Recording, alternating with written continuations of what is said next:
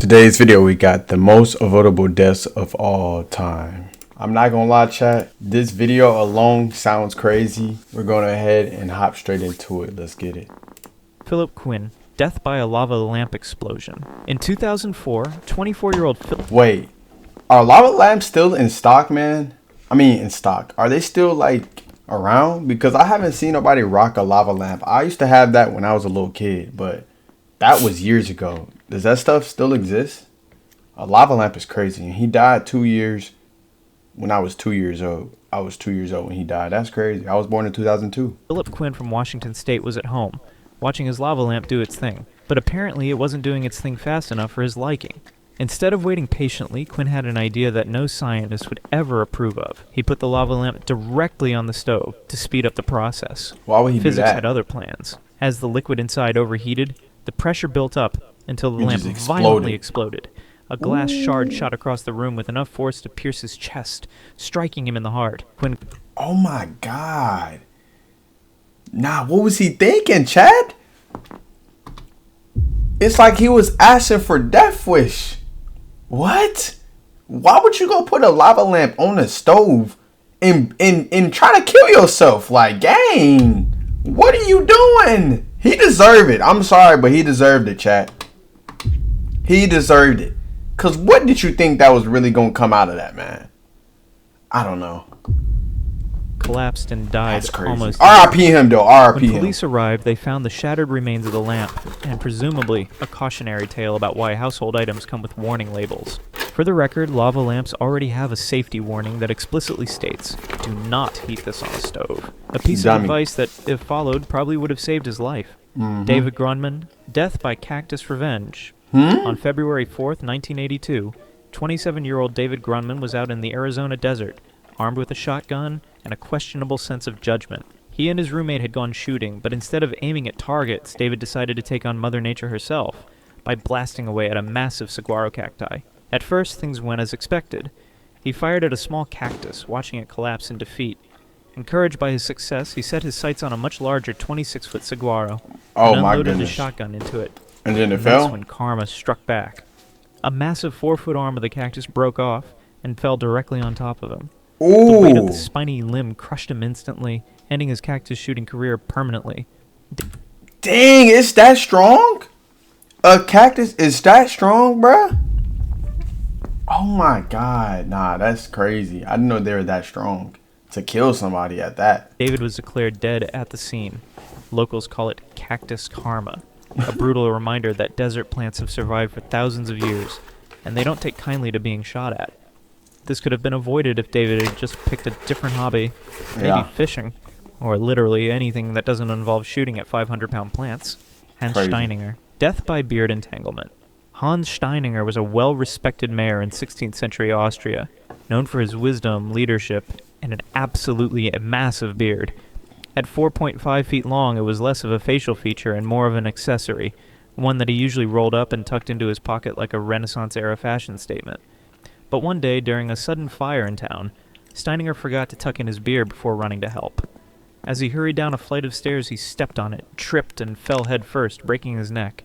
Yes, this man was literally taken down by his own beard. That's If there's any lesson to take from this, it's that at a certain length, a beard stops being stylish and starts being a tripwire. Elena Struth. Is this actually true? Hold on, this can't be true, chat. Hold on. I gotta do my research. Hold on, chat. Hold on, this can't be true. Are these stories true or this is cap? Hold on, I gotta see.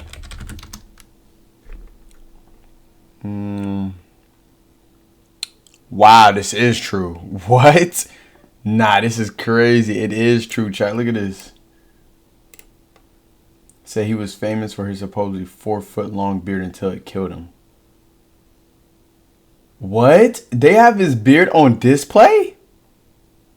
Nah, I'll be mad, chat. Imagine dying to your own beard and then they put it on display for money at that. That's crazy. Crazy word. Gardener, impaled by metal straw.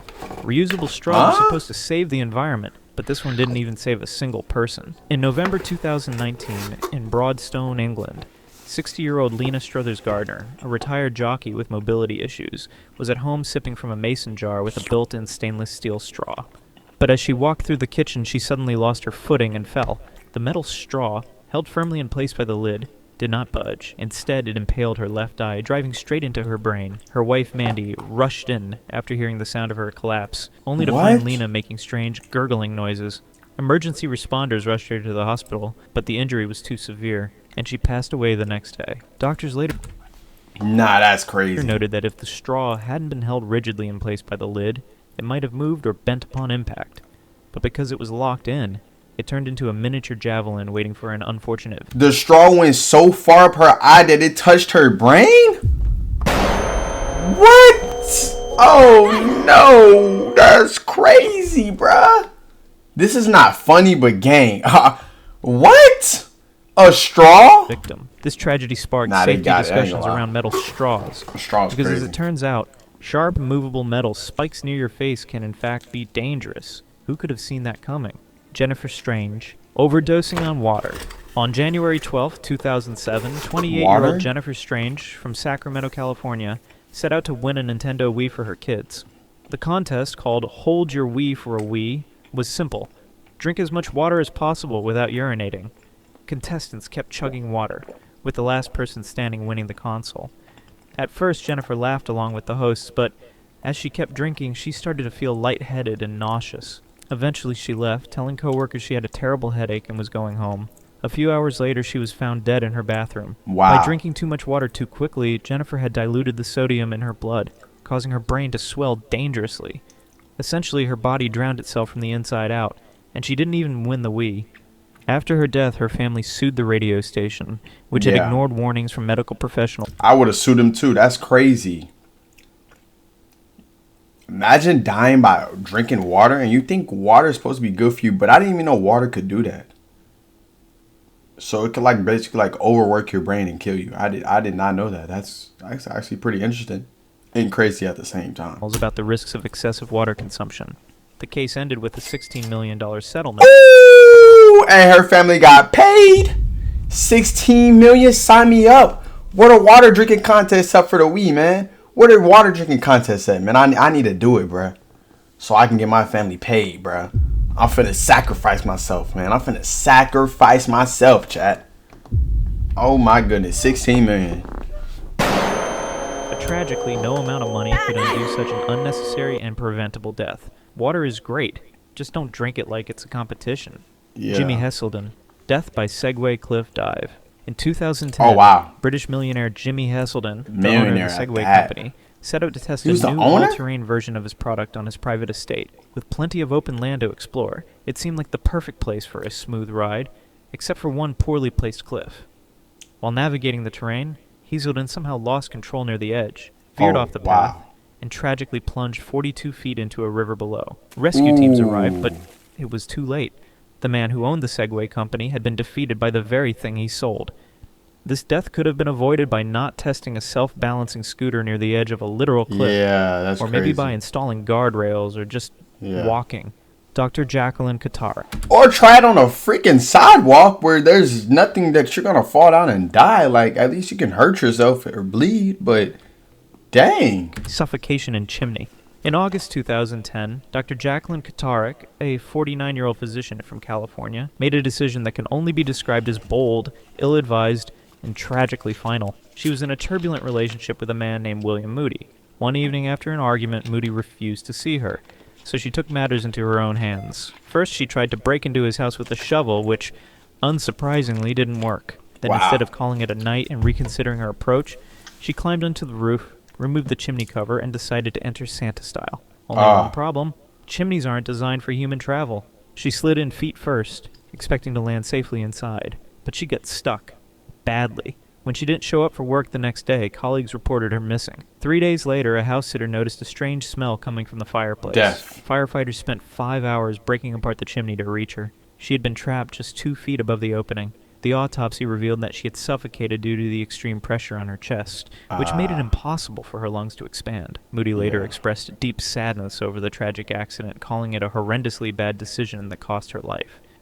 So she tried to break in to go see her boyfriend or her ex or whatever, climbed up the chimney and died.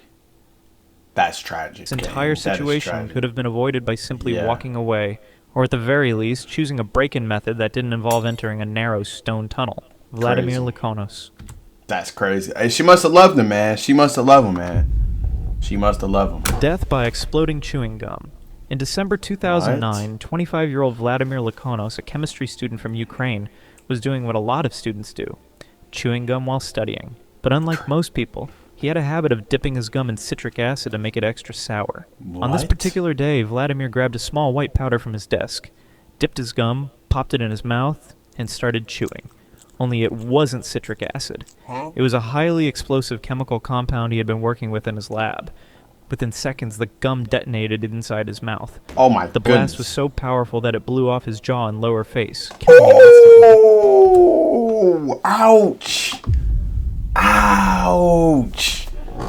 I know he had to have a closed casket, bro, because it broke off it. So this, the Matt chat, look, imagine this and this just going, like, you just had the lower half.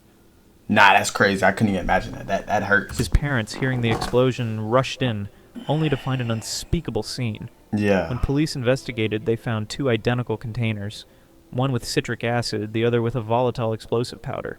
In a tragic mix-up, he had grabbed the wrong one. This accident could have been avoided by labeling things properly.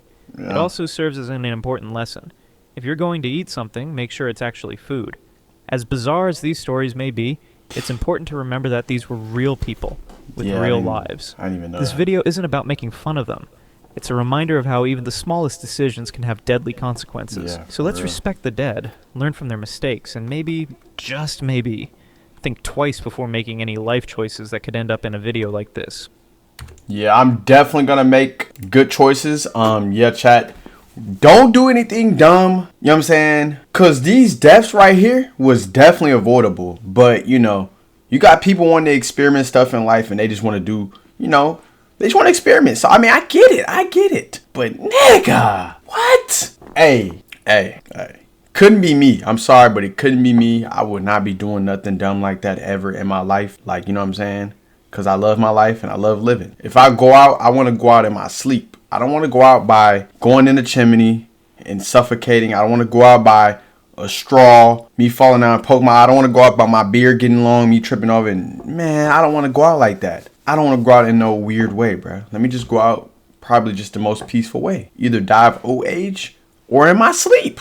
Simple. Let me know how you guys want y'all death to be. I want to know in the comments below. How do you guys want to go out? How do you guys want to go? I want to see what y'all got to say. How do you guys want to go out? Like, what is a death that you guys will be okay with? You know what I'm saying? If you could choose, let me know in the comments below. Hey, if you enjoyed this reaction, don't forget to leave a like, comment, and subscribe for more reactions. It's your boy Mario 2X. I'm signing out, but catch you guys in the next reaction video. Man, I'm gone.